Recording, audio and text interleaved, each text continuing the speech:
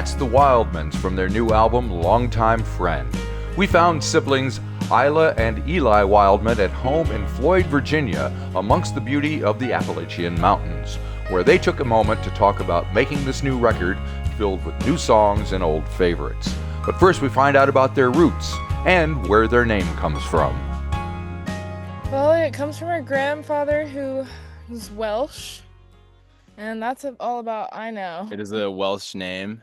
Okay. I guess it's a name, theoretically. Theoretically, to us. But yeah, I mean, people, do you live up to your name? You get a lot of that, no doubt, right? A little bit, yeah. For sure. Yeah. My last name is Duda. You can imagine what I went through in school. So, so there you go. Anyway, and yeah, so tell me a little bit about the place you're at in Virginia. Is it in a town called Floyd? Is that correct?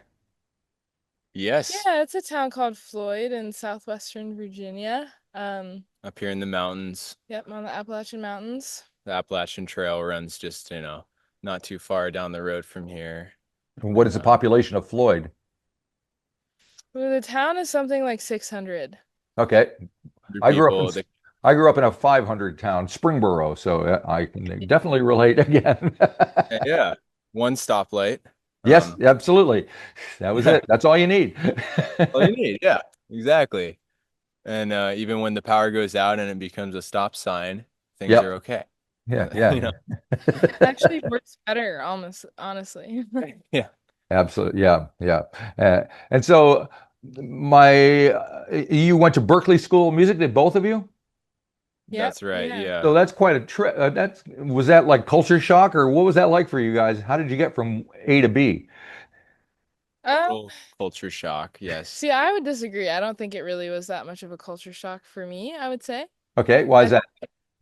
I felt like we did enough traveling around. We did a bunch of traveling all through high school to play gigs and, visited all kinds of different cities and stuff like that. So I didn't feel like I was too culture shocked, personally. In terms of landscape, growing up in a place with one stoplight, yeah, and then living on a extremely busy city intersection, that I think maybe more, that's what I'm referring to. Okay, gotcha. Yeah, well, that makes sense. Yeah. Like concrete versus this, so. Yes. I mean, it does look beautiful behind you. You picked a great spot to sit. So. And have the two of you always sung together? Always sung? Know that you could do that? It was Isla's thing definitely before me. Like she picked up singing very naturally, and then I came to it a little bit later. But it's something we always did together for sure. And are you both the same age? One older than the other? I'm just trying to find out the dynamic going on here. Yeah, I'm about 2 years older. Okay, all right. That's close enough. That's good. Yep, yep. And so yeah. I can imagine, I don't have to ask really the question about what kind of music you listen to because it's fairly obvious from hearing the new record. But was that always what you listened to, or did you ever try to like rebel and go grunge or anything like that? I mean, personally, I listen to all kinds of everything. Right. I love grunge, I love 90s R&B, I love old time, I love country, I love 60s, 70s rock. Right. I love all that. I feel like I can pretty much find anything I like in any genre, personally. Yeah, I would agree with that. A lot of the music on the record ties to our roots in different ways. I'd say like early inspirations from our parents and the music they played us, like Bonnie Raitt and the Burrito Brothers and that kind of 70s rock and psych sound. Yeah. And then along with our own roots to old time music culturally growing up here in this small town, which is very rich with old time and bluegrass music. And so say in many ways it ties to our roots, and then both of us enjoy many other genres and styles of music outside of that as well that influence in their own ways too. Well, it's nice to see a couple of Graham Parsons tunes. That always sends a signal that something's going on, right? Nice. For sure. Much agreed. Are you is that something you got from your parents? Did they turn you on to that?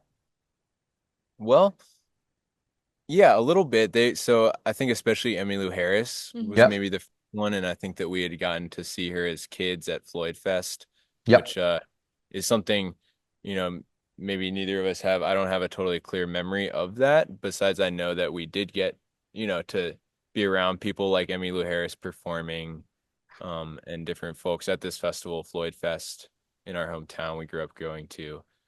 So it really was our parents turning us on to that side of things, and then Yeah. kind of my own deeper dive into like Graham and his library of work through that. Yeah. Yep. You chose to sing Luxury Liner. I think that was the title track of one of her albums, if I'm not mistaken off the top of my Yeah. head. Yeah. Why that particular song?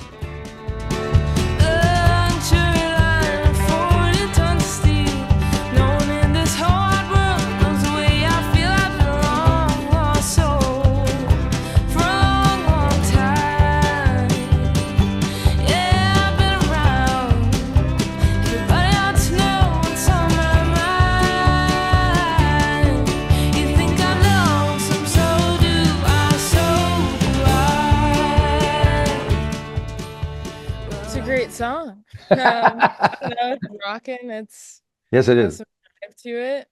Yeah, I guess Dory Freeman's father, Scott Freeman, recommended us do that song when we were looking for we asked Dory maybe like what's a good rockin' song we should do as a cover. Right. I think her dad was there. He he heard and he said he had that in mind, and I don't think we'd heard it, and went, oh yeah, this is great. Yeah. And then later discovered Graham's version of it and kind of its roots. Cool. Got some fancy picking going on there, it sounds like. Who's playing that? Definitely. That's like a dream collaboration of mine is the guitarist Red Volkart.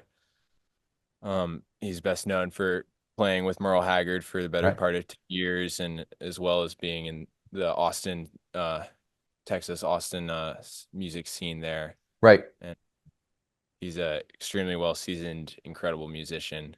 Recently relocated to Galax, and which we've been able to connect with him a bit. Cool. And there's a home studio there. He was able to record some overdubs for us on that track, which was just very cool to have. Nice, nice. And while we're on the subject, we should talk about Hot Burrito. Um, everybody loves that song. It's a very soulful vocal from you, though. It was a different take on it, I thought. Thank you. When I come home, carrying my shoes, I've been waiting to tell you some news. You want me home all night. You just don't want another fight. But you better love, find some love. You better love me, Jesus Christ. I kind of like learned that song pretty like not that long before we recorded it. I just really sang it the way that it naturally felt to me. Hmm. So that's still kind of my approach to it. I try not to overthink things too much, I guess. Okay, very good.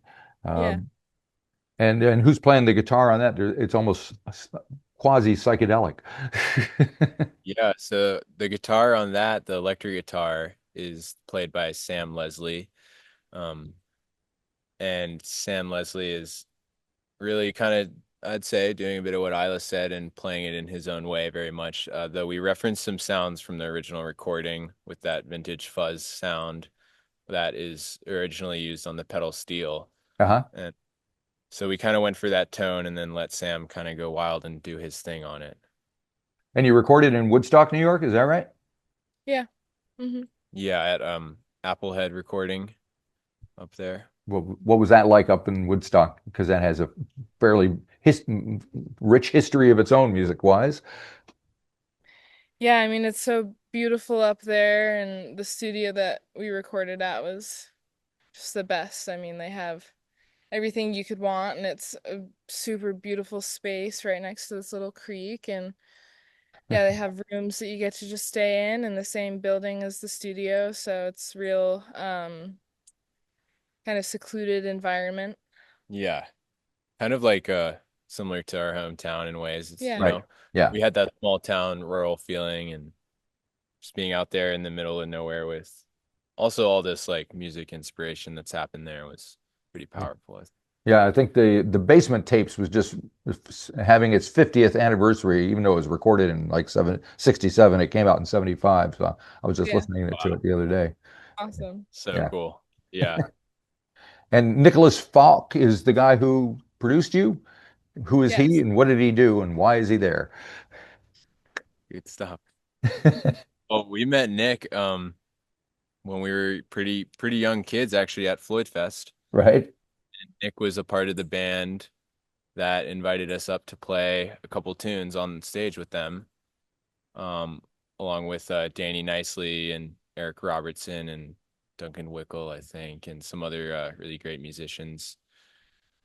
And they were coming from Berklee School for Music at that Right? time, and they told us about it, and that was inspiring to us. It was an inspiring moment on stage for us to play in front of people and have that, I think, audience connection and also like musician connection in a live performance sense. We'd never had that, maybe just besides doing little recitals and whatnot.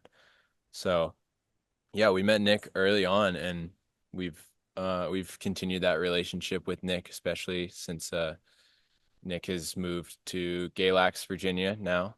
And Okay. so he's just down the road from us here. So when we're home, yeah, it's something we've continued to, build over the years. Yeah, Nick's been a good friend and a mentor to us for quite some time now. So, yeah. Cool, Yeah. cool. So you mentioned Yeah. Floyd Fest. I just realized that's nothing to do with Pink Floyd. It's Floyd, Virginia. It's so for a Yeah. town of 600 people, it has its own music festival. I don't know if you'd call it its own music Oh, festival, 'cause okay.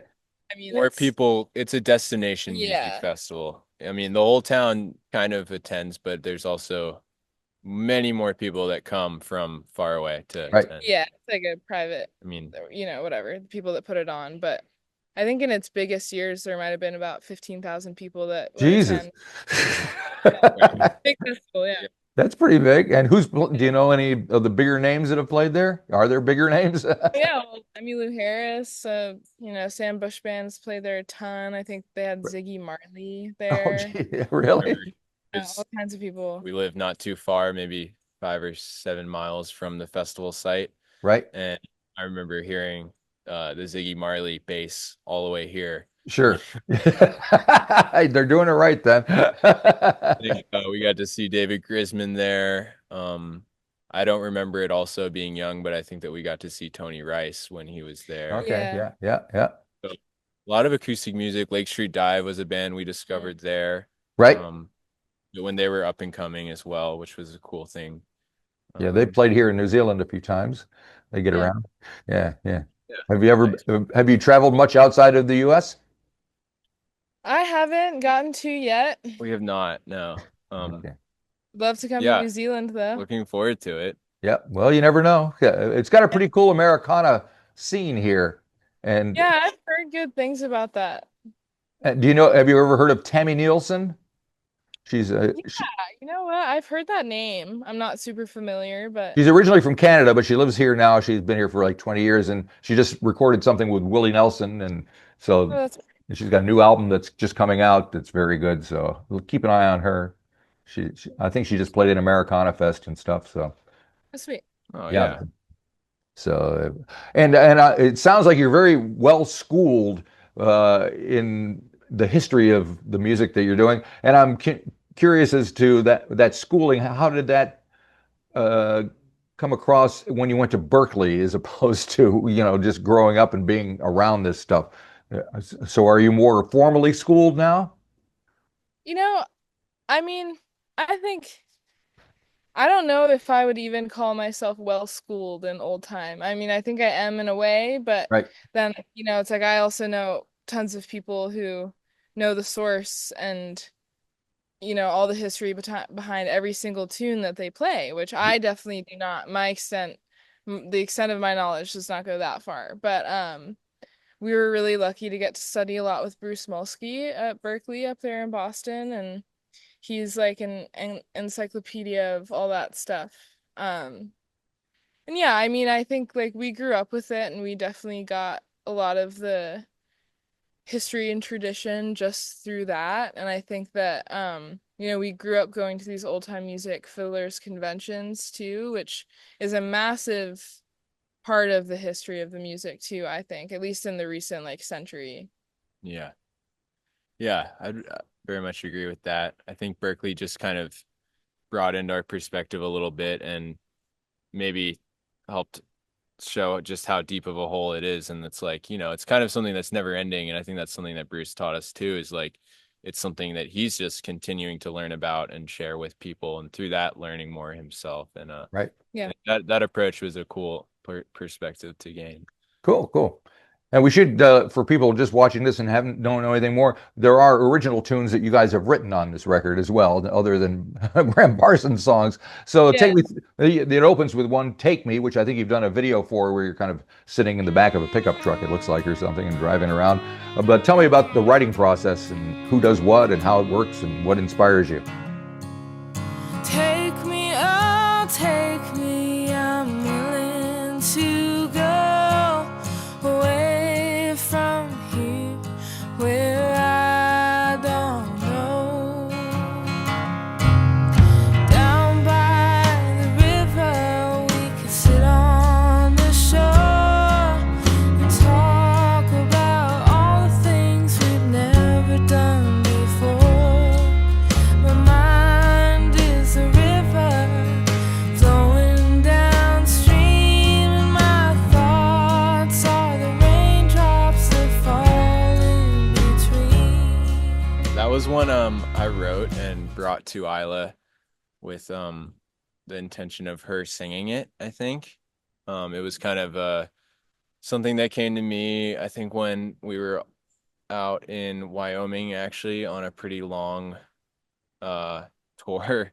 That was we were doing these children concerts, which were really cool and inspiring, where we went to little different towns in Wyoming that a lot like Floyd, but even much smaller, with like, the entire school of being like 9 Yep. or 10 kids. Gotcha. And we got to play music for them through this, I think it was a state funded program. And so they had us, hosted in one town, staying in the same hotel for, it was at least a week we were there.